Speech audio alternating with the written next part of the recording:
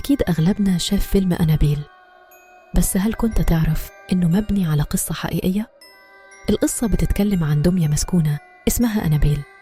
واحد راجل اشترى الدمية دي كهدية لمراته اللي بتحب الدمى، لكن ما كانش يعرف إنها خطيرة جدا. الأرواح اللي كانت ساكنة في أنابيل حاولت تقتل بنتهم الصغيرة. اضطروا يستدعوا رجال الدين وعلماء النفس علشان يتخلصوا من الشر اللي في الدمية دي.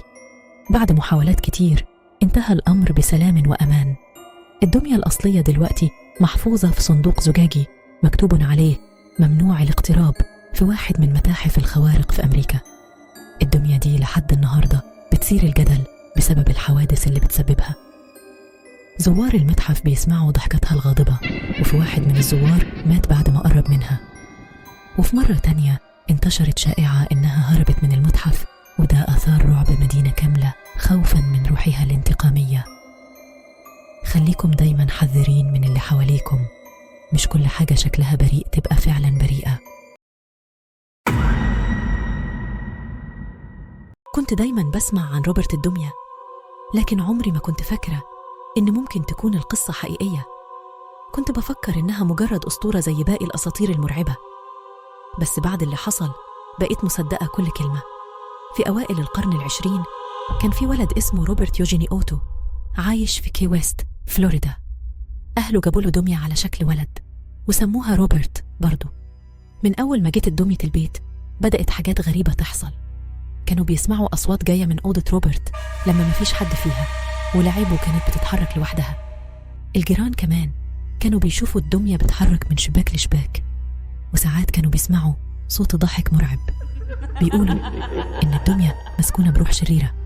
الأسطورة بتقول إن الخدامة اللي كانت بتشتغل عند عيلة أوتو اتعاملت معاملة وحشة، فقررت تنتقم عن طريق سحر الدمية.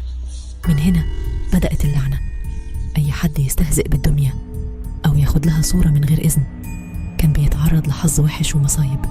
دلوقتي روبرت الدمية موجودة في متحف فورت إيست مارتيلو في كي ويست. الزوار اللي بيروحوا يشوفوا الدمية لازم يطلبوا الإذن قبل ما ياخدوا صور، وإلا هيواجهوا لعنة روبرت. كتير من الناس بيبعتوا رسائل اعتذار للدمية بعد ما شافوا حوادث غريبة ومخيفة في حياتهم بعد زيارتها. القصص حول روبرت الدمية كتيرة، بس الحاجة المؤكدة هي إنها بتثير الرعب في قلوب كل اللي يسمعوا قصتها أو يشوفوها.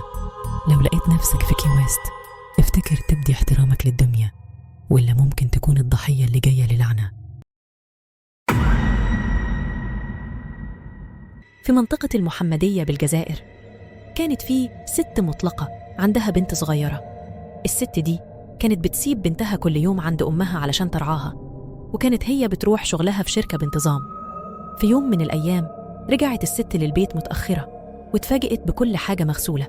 الأطباق والصحون والغداء والعشاء محضرين على السفرة. ما اهتمتش بالموضوع في الأول، بس لما الموضوع بقى يتكرر كل يوم قررت إنها تراقب البيت بعد ما تخرج علشان تعرف إيه اللي بيحصل.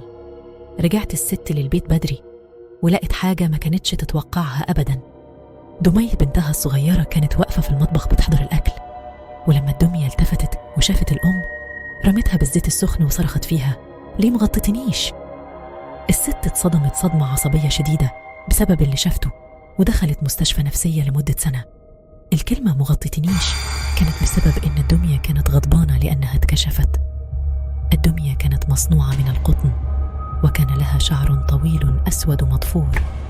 دي كانت نهاية قصصنا النهاردة. لو عجبكم الفيديو ما تنسوش تعملوا لايك وتشتركوا في القناة.